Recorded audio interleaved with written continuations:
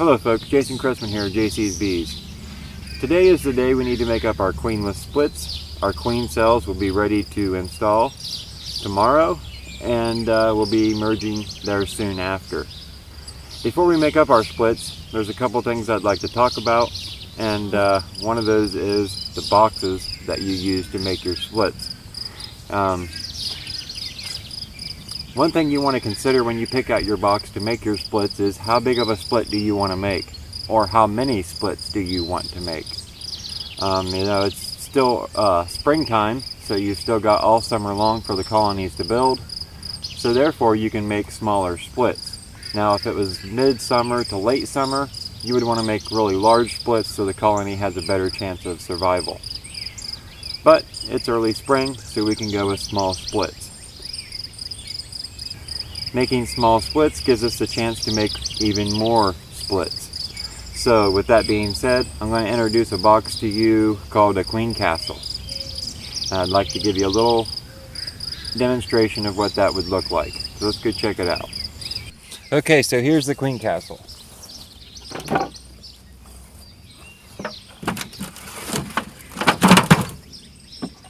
It's basically a deep box. It's got 4 entrances, one on each side. Each one has its own entrance disc. Here's this side, there's one over here, and then there's one on the far end. What's special about this box is the way it's partitioned off into 4 sections.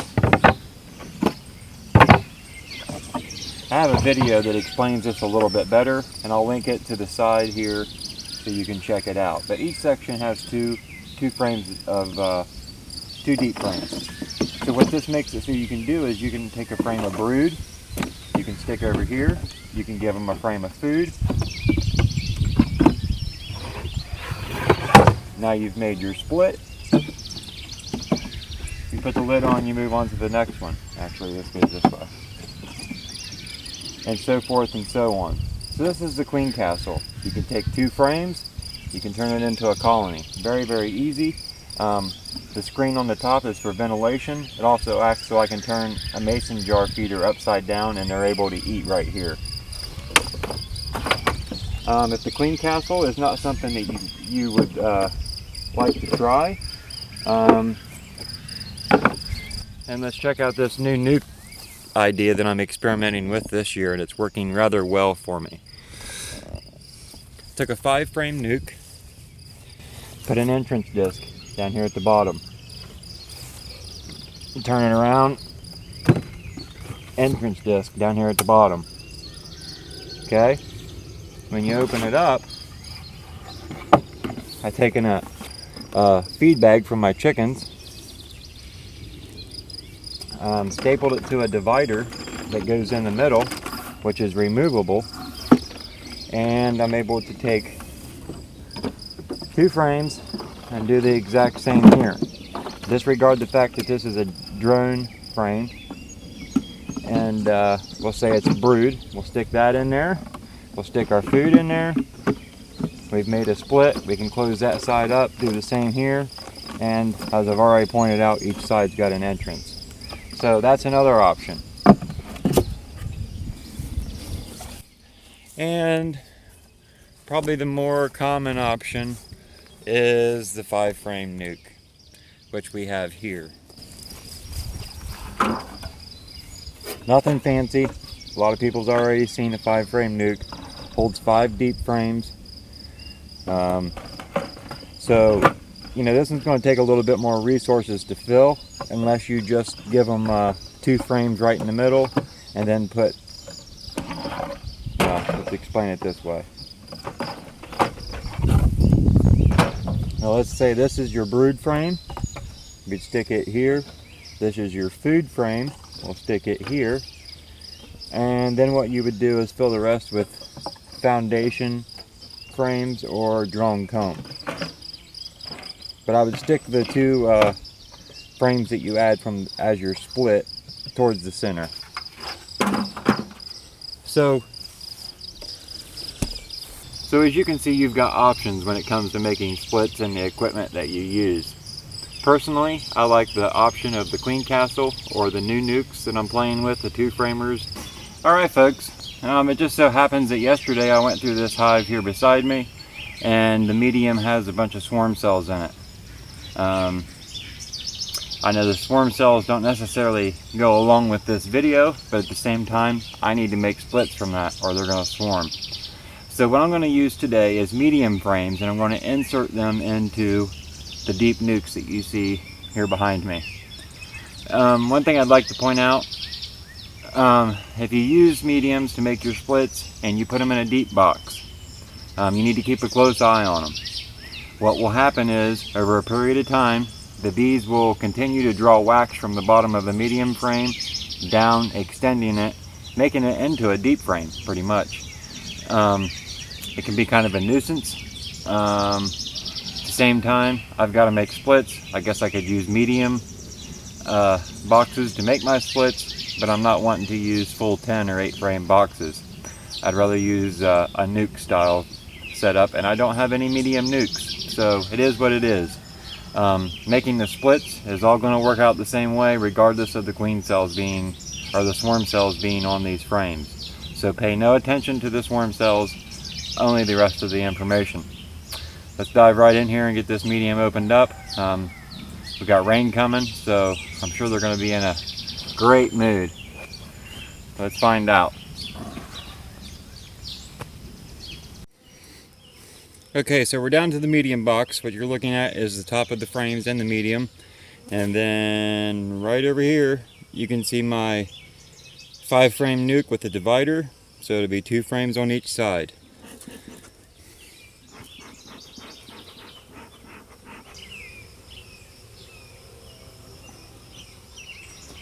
Okay, we've got a nice frame of brood. We've got eggs. We've got honey. We've got bees. Now you want to make sure and check these frames really good, and if you're not good at finding the queen, I guess I would suggest you go through the colony, take the time, find the queen, put her in a separate box. That way you don't transfer her to any splits. After you get her in a separate box by herself or on another frame, you know, take and isolate the whole frame she's on. Once you get that in another box, then go through and make your splits. Okay. So as you can see here, we've got capped brood. We've got eggs out here. Down here we've got larvae. We've got honey. We've got honey. We've got a swarm cell, but we're going to ignore those. And it's about the same on this side. So I'm going to take this frame. It doesn't have a whole lot of bees on it, but it's got some that's going to be hatching out, and that will boost this little population. Remember, these splits are made, I'm making these splits in early spring, so there is time for them to grow.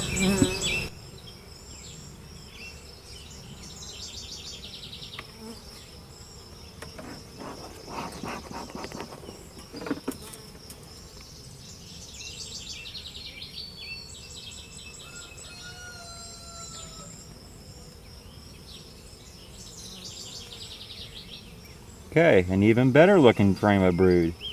And an even nicer looking swarm cell, but we're ignoring that, remember?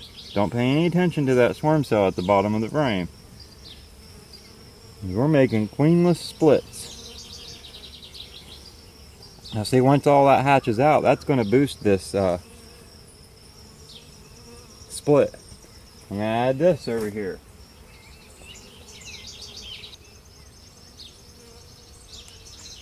I'm going to turn your attention over here for a second.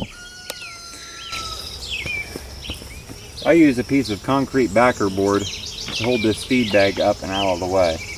Now that I've got both of my frames in this side, I'm going to close it. I'm going to place the black backer board on this side to hold it down and open this side up. I'd also like to make note, the entrance to this side is closed to ventilation. So we'll go to the next side now. Look for a couple frames of brood. The few main things you would like to have in your splits. First, obviously, is bees. The second is brood. The more brood you have to hatch out, the bigger boost you're going to get in population. If you don't have a lot of bees, you've got a lot of brood to hatch, eventually you're going to have a lot of bees. Okay folks, that was a short demonstration on how I make splits in the early spring. So now what I'd like to do is resort to an older video that I've edited and added to this one of splits made in July. They're a little bit stronger, and it'll also give you a little bit better chance on seeing the resources put into these splits. Check this out and see what you think.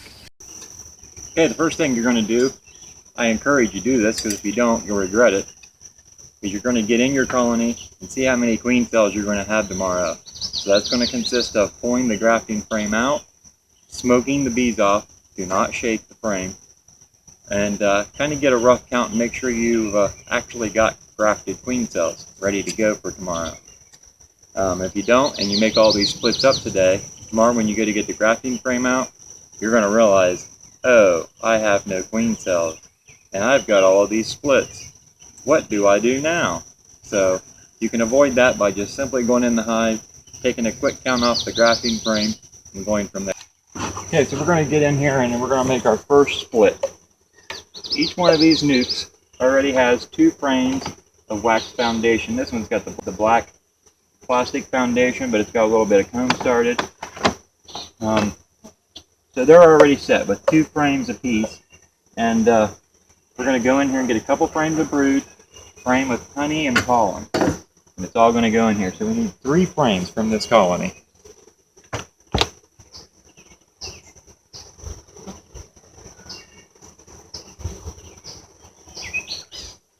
Yeah, that's all drone comb. We don't want that. Drones aren't going to boost our population in a positive way, so don't use drone comb.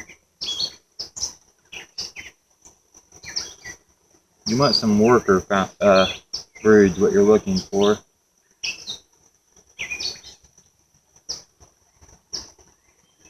And this one was just laid in. Lots of eggs. Don't want that.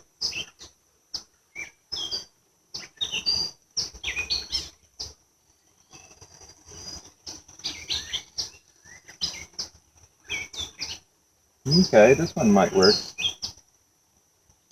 Nice frame of brood. The open cells are nectar.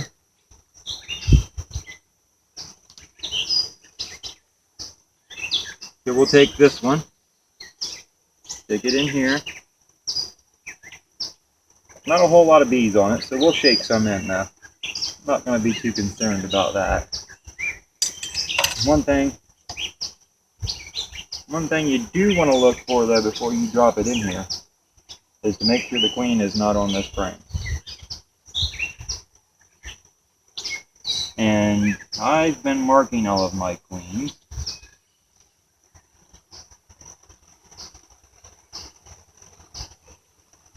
And she's not on here. So this frame will work. Okay, let's see what else we can find here.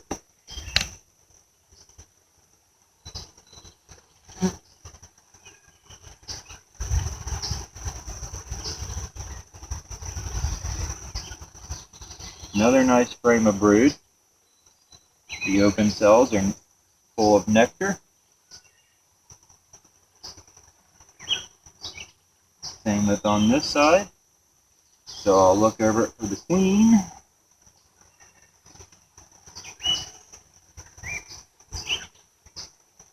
Queen's not there. Get rid of this.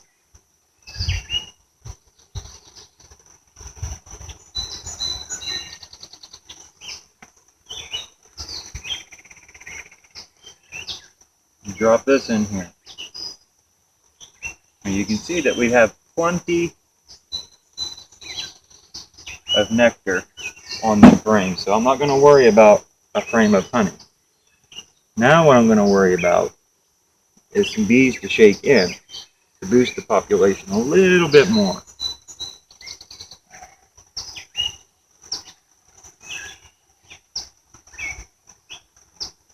Look over it for the queen. I don't see the queen.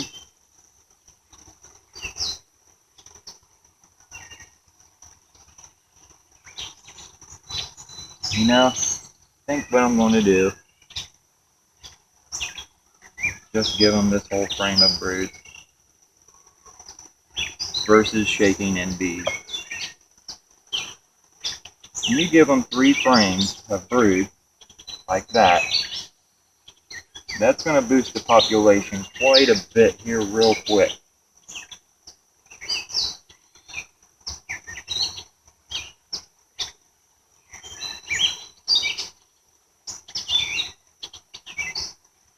Okay, so I'm going to consider that one done. I'm going to close it up. Okay, now back over at this hive, I need to make up for what I just took out of here. I'm going to put the drone comb back. And then I'm going to put a frame here.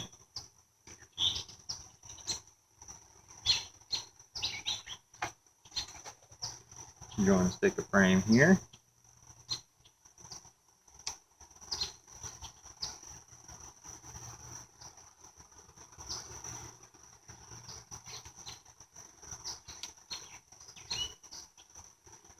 And I'm going to stick a frame right there. Okay, now we'll close them back up. So tomorrow, it'll be 24 hours, these will be queenless, and they'll know it by then. So tomorrow, when the queen cells are ready to remove from the finisher colony, I can put 1 cell per split. Now I do recommend that you use these plastic cell protectors. Keeps anything or anybody from chewing out the side of the cell. Only the tip, which lets the queen emerge. Well worth the investment. So tomorrow we'll insert a cell and finish up this video. So just got to be patient. Now one thing I'd like to discuss.